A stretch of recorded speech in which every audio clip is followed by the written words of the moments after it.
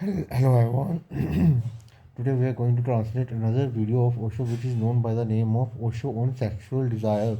You can find it on youtube.com and like and subscribe at the rate A capital A NKUR capital P URI 786. Let's see what Osho has to say. Osho is talking about lust. What is lust? काम से हुआ है जन्म, दो विपरीत कामों के मिलन पर तुम्हारा जीवन खड़ा है। इसलिए करीब करीब असंभव है, मनोवैज्ञानिक के हिसाब से तो बिल्कुल असंभव है कि व्यक्ति काम वासना के पार हो जाए। देखो, तुम्हारे मम्मी पापा ने सेक्स किया और फिर तुम पैदा हुए, इसका मतलब सेक्स से ही तुम्हारा जन्म हुआ है और सेक्स की तरफ तुम्हारा ध्यान नहीं जाएगा, ये बहुत मुश्किल बात है, क्योंकि you are born out of sex and right now you are in the middle of sexual desire. Sometimes you feel guilty when a sexual desire comes to your mind. But believe me, there is nothing wrong in sex. It's just a normal thing. धर्म शास्त्र भी यही कहते हैं। आत्म पुराण में बड़ा अद्भुत वचन है, कामेन विजितो ब्रह्मा, कामेन विजितो हरा, कामेन विजितो विष्णु, सक्रा कामेन निर्जिता। काम ने जीता ब्रह्मा को, काम ने हराया शंकर को, काम ने हराया विष्णु को। देखो, सभी ये भगवान है, शंकर, विष्णु, ब्रह्मा, इन सभी ने जो काम है ना, काम इतनी बड़ी एनर्जी है ना कि इन सारे भगवान है जो इनको भी हरा चुका काम। काम से कौन कब जीता, काम से सब हारे। काम से कोई भी जीत नहीं सकता, क्योंकि काम हमारे अंदर तक बढ़ा हुआ है।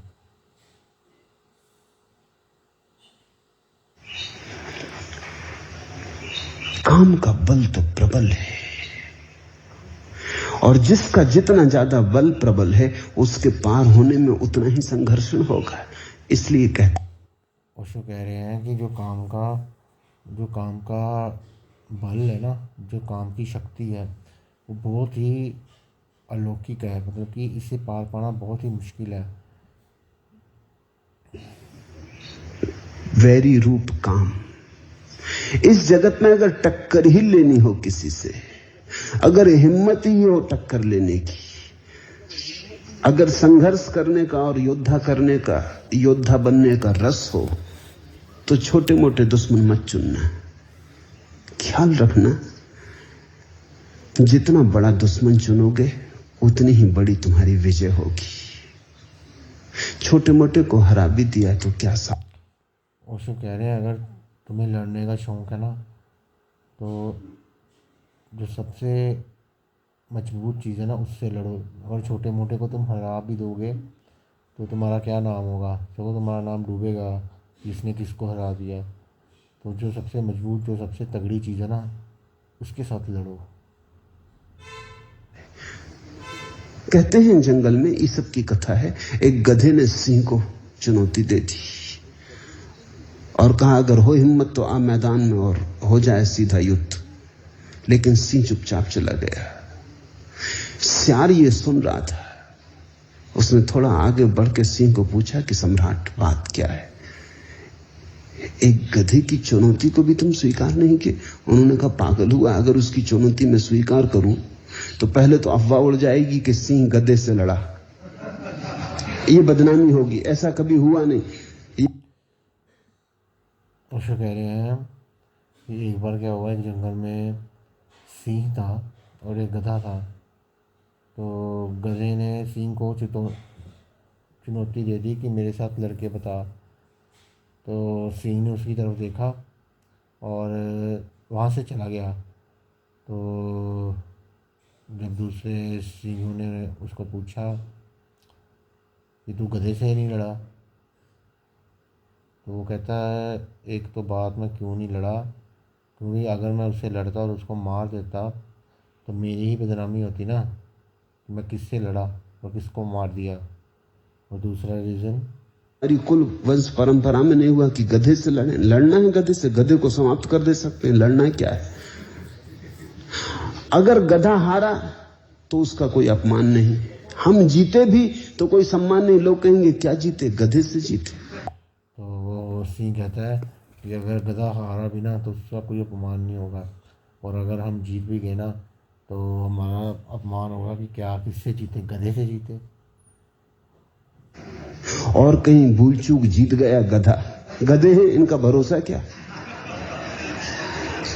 तो हम सदा के लिए मारे गए। इसलिए मैं तो वो कहते हैं कि अगर गलती से गधा जीत गया तो हम तो सारी पुश्तों पुश्तों तक मारे गए कि एक गधे ने एक सिंह को हरा दिया। आप चलाया हूं, गधे से झंझट में पड़ना ठीक नहीं। छोटे से अगर तुम उलझोगे, जीते भी तो छोटे से जीते, और काश हार गए तो छोटे से हारे। दुश्मन जरा सोच के चुनना। मित्र तो उसमें यही कह रहे हैं कि ये कहानी इसलिए उन्होंने सुनाई, एक काल्पनिक कहानी थी, और उन्होंने कहा कि अगर लड़ना ही ना तो तगड़े से लड़ना, अगर लड़ना ही है तो तगड़े से लड़ना, अगर हारना है तो बड़े से हारना, क्योंकि उसकी तो अपमानता नहीं होगी अगर अगर गधा उससे हार गया, लेकिन गलती से गधा जीत जाए तो पूरी सिंह जाति के लिए धब्बा लग जाएगा। कोई भी चल जाएगा। शत्रु जरा सोच के चुनना, शत्रु जरा बड़ा चुनना, क्योंकि चुनौती, संघर्षण तुम्हें अवसर देगा तुम्हारे अपने आत्मविकास का। तो वो शो कह रहे हैं कि अगर तुम्हें दुश्मन लड़ना ही है, तुम्हारी स्वीकृति लड़ने को ही है, तो जो जो वो है ना, अपना दुश्मन बड़ा चुनना, क्योंकि अगर छोटा दुश्मन चुनोगे तो वैसे ही हो जाओगे, उस हिसाब से लड़ने लग पड़ोगे। अगर बड़ा चुनोगे तो तुम्हें चुनौती होगी कि मुझे इसे हराना है, तो तुम और मोटिवेटेड होगे। तो दुश्मन हमेशा बड़ा ही चुनना चाहिए। तो जो बाहर की चीजों से लड़ते रहते हैं वो अगर जीत भी जाएं तो चीजों से ही जीतते हैं। सिकंदर हो कि तैमूर लंग हो कि नादिर शाह हो कि नेपोलियन हो, फैलाने विस्तार सारे जगत पर अपना, तो भी वस्तुओं पर ही विस्तार फैलता है। वो जीता सबको भी, जिन्होंने जीता उन्हें भी हमने वैसा आदर नहीं दिया। हमने आदर उन्हें दिया जिन्होंने स्वयं को जीता, क्योंकि स्वयं को जीतने का एक ही उपाय है, और वो है काम ऊर्जा से अतिक्रमण हो जाना, काम ऊर्जा के पार हो जाना। काम ऊर्जा के पार होने का अर्थ है अपने जन्म से मुक्त हो जाना, अपने जीवन से मुक्त हो। ओशो का ये कहना है कि जो काम होता है ना उससे मुक्त होना बहुत डिफ़िकल्ट होता है, क्योंकि काम कईयों का तो काम बुढ़ापे तक चलता है, लेकिन जो ठरकी अंकल होते हैं तो काम वासना से पीड़ित होते हैं वो। तो ओशो कह रहे हैं कि काम है जो वो बहुत बड़ा दुश्मन है इंसानियत का, अगर जीतना है तो उससे जीत के दिखाओ। अपनी मृत्यु से मुक्त हो जाना। काम ऊर्जा ने तुम्हें जन्म दिया, काम ऊर्जा ने तुम्हें जन्म दिया ना, तो अगर काम से मुक्त होगे तो तुम जीवन से भी मुक्त होगे और मृत्यु से भी मुक्त होगे। मेन जो चीज़ है ना जिससे हमें मुक्त होना चाहिए वो काम है। इसका मतलब ये नहीं तुम हिमालयाज़ में चले जाओ, लड़कियों को ना देखो। काम से मुक्त होना मतलब कि तुम्हारे दिल में काम रह ही नहीं गया, आप तुम मुक्त हो गए उससे, तुम्हारी जो इंद्रियां हैं वो सब मुक्त हो गई हैं काम से।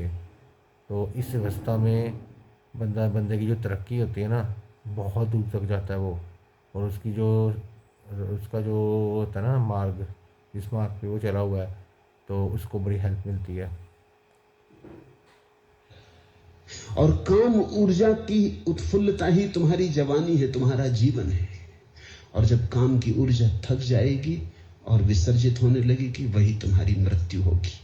तो तुम्हारे जीवन की सारी कथा प्रथम से लेकर अंत तक काम की कथा है। ओशो कह रहे हैं जब आप जन्म लिए तभी आप सेक्स के कारण जन्म लिए, और जब आप मृत्यु होगी तो अब भी आपकी सेक्स के कारण हुई। ये क्या कह रहे हैं ओशो? सॉरी, मृत्यु नहीं, जन्म जन्म उसके साथ हुआ है, काम के साथ। गलत सुन लिया मैंने ओशो को। अगर तुम इस काम के अंतर्गत ही बने रहे तो तुम कभी मालिक की तरह न जिए, एक गुलाम की तरह जिए। अगर तुम इस काम वासना के से पीड़ित रहे तो तुम मालिक की तरह ना जिए। क्योंकि काम वासना क्या होती है? काम वासना होती है कि हमें हमारा हमको पता भी है मास्टरबेशन नहीं करना चाहिए या दिन में एक बार ही करना चाहिए, तो लेकिन हम काम वासना हमें इतनी ज़्यादा होती है कि हम काफ़ी टाइम कर देते हैं, क्योंकि चित्त शांत नहीं होता, काम वासना चित्त पे चढ़ी रहती है। तो इसीलिए ओशो कहते हैं कि सबसे पहला स्टेप धर्म की तरफ काम वासना को मिटा देने का है। स्वयं का मालिक बनना हो, और अगर चुनौती ही स्वीकार करनी हो किसी की, तो स्वयं में छिपी इस चुनौती को ही स्वीकार कर ले। अगर तुम्हें शौक है ना लड़ने का, तुम चाहते हो मैं लड़ता ही रहूँ, फाइटर हो आप, तो ये चुनौती स्वीकार करो। काम वासना को अपने दिलो दिमाग से निकालने की चुनौती स्वीकार करो। ये ये कैसे होगी, क्या करना पड़ेगा, ये सब ओशो बताएंगे नेक्स्ट वीडियोस में। लेकिन जो काम वासना है वो आपका सबसे बड़ा दुश्मन है। तो जो सबसे बड़ा दुश्मन है उसके साथ लड़ने का सबसे ज़्यादा मज़ा आता है, और सब तो बंदा बहुत कुछ सीखता है। उचित है, इसलिए धर्मशास्त्र काम को वैरी रूप कहते हैं। ये सिर्फ निंदा नहीं है, इसमें सम्मान भी छिपा है। वो ये कहते हैं कि अगर शत्रुता ही करनी हो तो काम से करना, क्योंकि कामेन विजितो ब्रह्मा, काम ने ब्रह्मा को भी हराया। कामेन विजितो हरा, काम ने महादेव को भी हराया। तो अब अगर लड़ने योग्य कोई है तो काम ही है। ओशो कह रहे हैं कि कामदेव ने ब्रह्मा जी को भी हराया और भगवान महादेव जी को भी हराया। और अब जो कोई लड़ने वाली चीज़ रह गई ना आपकी ज़िंदगी में, वो काम है। और किसी चीज़ पे कंसंट्रेट मत करें, बस काम वासना को अलविदा कहना किसी तरह। वो कैसे कहते हैं वो ओशो आने वाली वीडियोस में बताएंगे। लेकिन बस काम वासना को अपने से दूर जाने देना अब। ठीक है, आप काम वासना, ये नहीं मैं कह रहा कि सेक्स करना गलत है, ये नहीं मैं कह रहा, काम वासना गलत है। अब इनमें फ़र्क क्या है सेक्स और काम वासना में?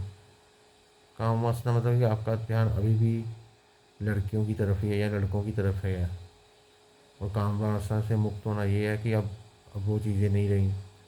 अब आप सुंदर लड़की को देखते हो तो आप आप उसके साथ सोने का सपना नहीं देखने लग पड़ते। या सुंदर लड़के को देखते हो तो आप उसके साथ सेक्स करने के बारे में नहीं सोचते। तो इस चीज़ें कहते हैं काम वासना से मुक्त हो जाना।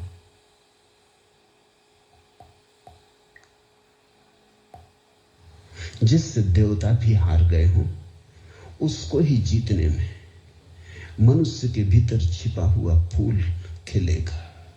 जिससे सब हार गए हों, उस ओशो कहते हैं जिससे सब हार गए हों, देवते भी हार गए हों, अगर तुम उसको हरा दोगे ना तो तुम्हारे अंदर फूल खिलेंगे, तुम्हारी ज़िंदगी बदल जाएगी। और तुम विश्वास नहीं करोगी, मैं वही हूँ जो आज से कई साल पहले था, अब मैं बिल्कुल चेंज हो गया हूँ। तो अगर आप काम वासना को हरा देंगे तो ये सबसे बड़ी बात है, ये सबसे बड़ी जीत है। ही जीतने में तुम्हारे भीतर पहली दफे प्रभु का साम्राज्य निर्मित होगा। भारत अकेला देश है जहां हमने बुद्ध पुरुषों के चरणों में देवताओं को झुकाया है। जब सिद्धार्थ गौतम बुद्धत्व को उपलब्ध हुए तो कथा है कि ब्रह्मा विष्णु महेश तीनों उनके चरणों में अपना नैवेद्य, अपनी पूजा।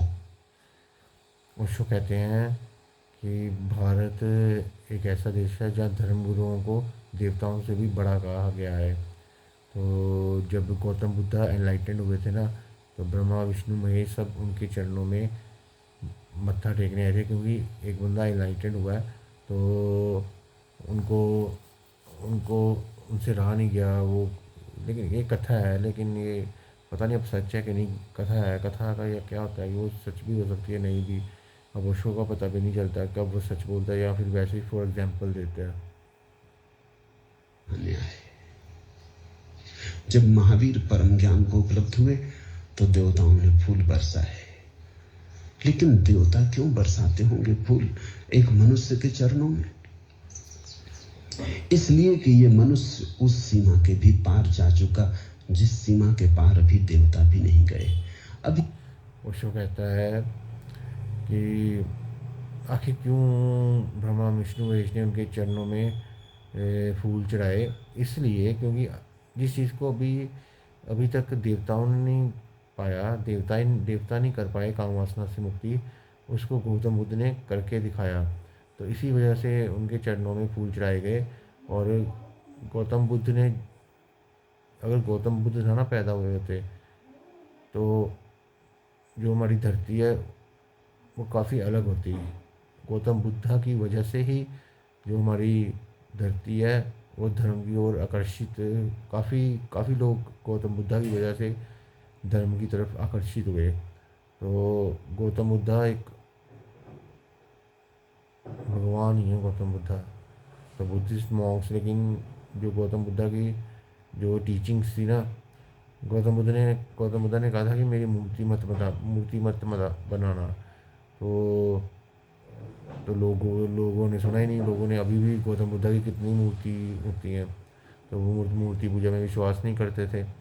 तो जो फॉलोअर्स होते हैं ना, जब रिलीजन बनता है तो उसके फॉलोअर्स होते हैं। जब जब वो गुरु चला जाता है ना, समा जाता है, विलीन हो जाता है आसमान में, तो जो उसके फॉलोअर्स हैं वो अपने फ़ायदे के लिए ना कुछ भी रूल्स रेगुलेशंस टीचिंग्स वगैरह चेंज कर देते हैं उनकी, गुरु की, ताकि उनका फ़ायदा हो सके।